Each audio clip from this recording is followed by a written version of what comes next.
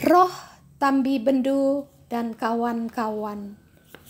Cerpen karya Cory Elbar dan dibacakan sendiri. Duduk bersila di lantai dengan senyum manis tersungging di wajah, Kameluh menyambut kunjungan kami di rumah keluarganya, rumah persinggahan mereka. Walau masih kelihatan sangat lemah, sehingga dia harus diapit oleh kedua orang tuanya agar duduknya bisa tertopang. Gadis ini mempunyai wajah yang manis, kulitnya terang dan tubuhnya yang tinggi langsing serta murah senyum. Itu kesan pertamaku melihatnya. Kameluh baru saja menyelesaikan ujian akhir SMA. Langsung ambruk sakit. Selama bersekolah di SMA, Kameluh tinggal bersama neneknya di kota lain. Karena neneknya tinggal sendirian dan tidak ada yang menemaninya. Sedangkan orang tuanya tinggal bersama adik-adiknya di desa lain. Karena desa itulah tempat orang tua Kameluh mencari nafkah. Anehnya, dokter tidak bisa menemukan dan menyembuhkan penyakitnya. Dokter hanya mengatakan bahwa dia mengalami ketertekanan karena menghadapi ujian akhir SMA. Sehingga pada ujungnya dirujuk ke rumah sakit jiwa. 1 bulan berlangsung, penyakit Kameluh tidak kunjung sembuh. Kedua orang tuanya menjemputnya dari rumah neneknya. Selama sakit, tidak sedikit pun makanan dan minuman yang dapat masuk ke dalam tubuh Kameluh. Itulah yang menyebabkan keadaannya semakin lemah. Kami menyalaminya. Ketika tangan kami mulai bersentuhan dengan tangannya, senyum manis di wajah Kameluh buyar dan berganti dengan sorot mata tajam mengisyaratkan permusuhan. Meski badannya hampir tidak berenergi. Dan siapa kalian yang datang menggangguku? Kata-kata yang keluar dari mulut Kameluh. Kameluh, kata ibunya, seakan ingin membungkam mulutnya. Itu bukan Kameluh, kata salah seorang dari kami. Aku Tambi Bendu, nenek Bendu maksudnya. Penjaga pojokan jalan itu. Kameluh ini milikku. Roh lain mulai bermanifestasi dalam tubuh Kameluh. Atau mungkin juga ruh Tambi Bendu ini ingin berkenalan dengan kami, ya kan? Sebuah kenyataan yang menggambarkan kepadaku bahwa roh manusia bisa saja dikendalikan oleh roh lain. Kami yang adalah tamu di situ tidak mengindahkan pernyataan roh Tambi Bendu itu yang seakan-akan tidak rela tangan Kameluh disentuh oleh kami. Kakakku tetap memegang erat tangannya sehingga Kameluh meronta, berdiri, bahkan berlari keluar rumah. Wow, dari mana tenaganya? Lebih dari sebulan tidak makan dan minum. Beribu tanya menempel di benakku. 2 atau 3 orang saja tidak mampu menahannya. Kemudian, suara itu keluar dari mulut Kameluh.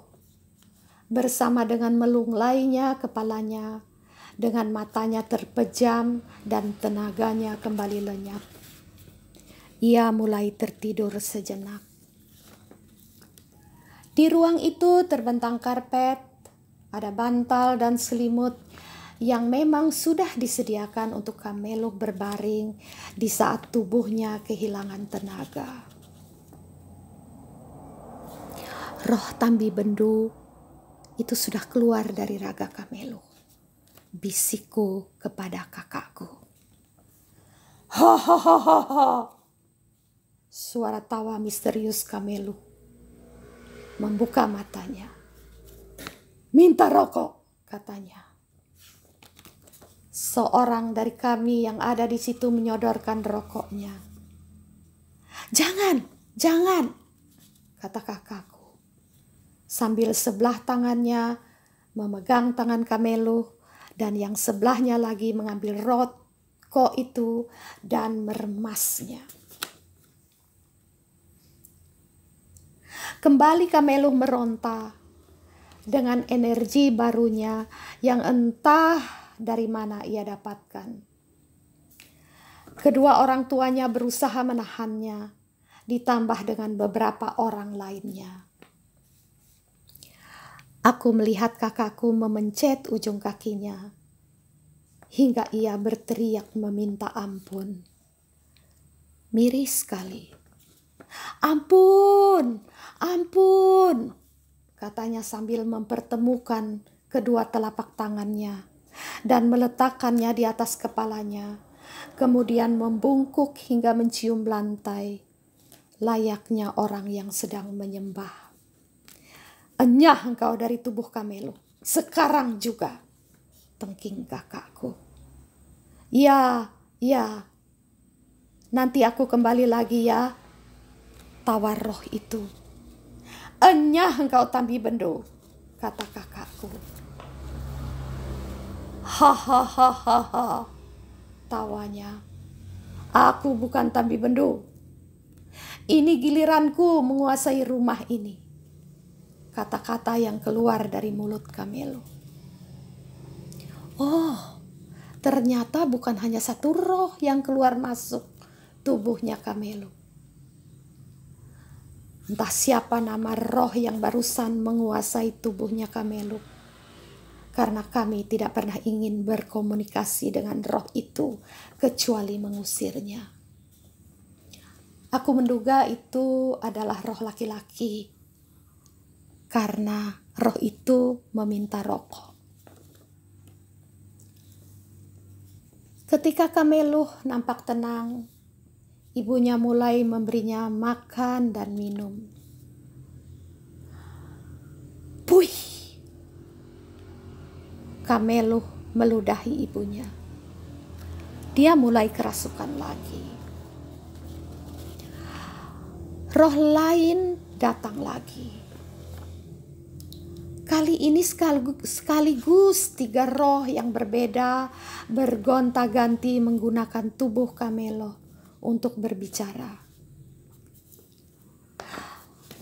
Kondisi Kamelo masih menggenaskan. Roh itu silih berganti menguasainya. Roh yang paling berkuasa atas dirinya adalah roh Tambi Bendu, sedangkan roh lainnya pengikutnya. Seperti itulah jika tubuh ini dikuasai oleh roh lain. Mereka datang untuk menghancurkan dan membunuh. Bahkan makan dan minum pun dihalangi. Konsekuensi bersepakat dengan roh-roh lain. Apakah Kamelo pernah menjalani ritual yang sifatnya bersepakat, penyerahan atau pemulihan dengan roh-roh lain? Tanyaku kepada ibunya Kamelo.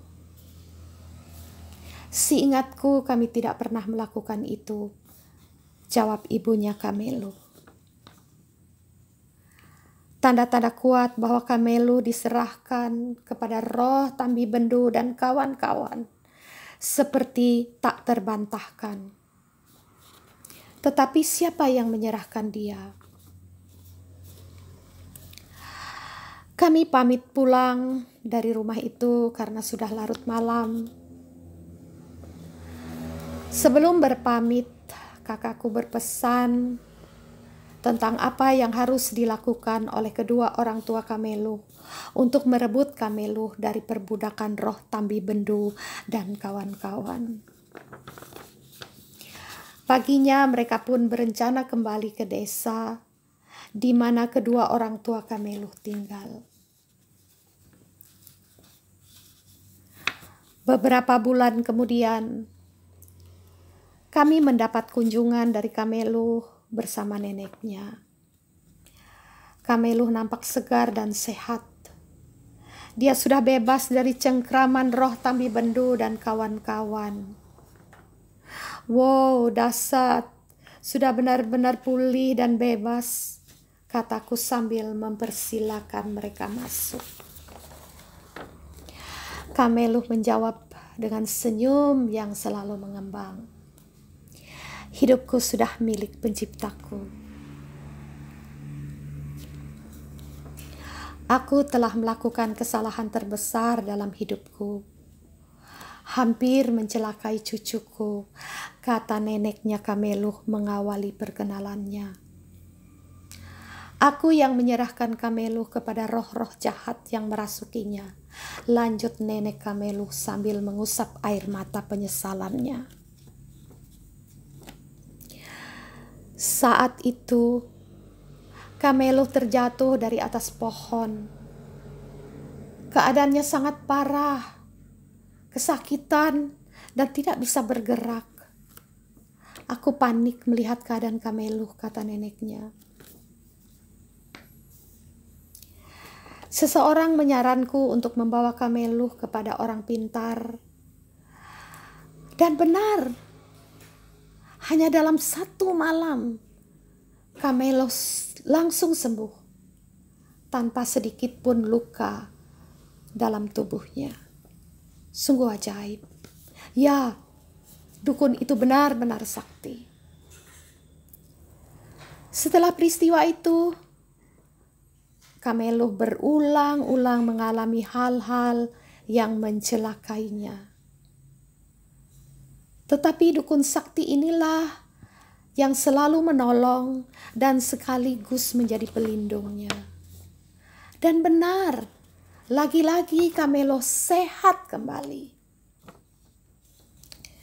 Hingga kejadian yang terakhir, ketika Kameluh jatuh sakit setelah ujian SMA, aku juga membawanya kembali ke dukun sakti itu. Kali ini, aku tidak bisa menolong Kameluh lagi. Karena roh yang menguasainya lebih banyak dan lebih kuat dariku. Itulah yang dikatakan dukun sakti itu, menyerah dan angkat tangan.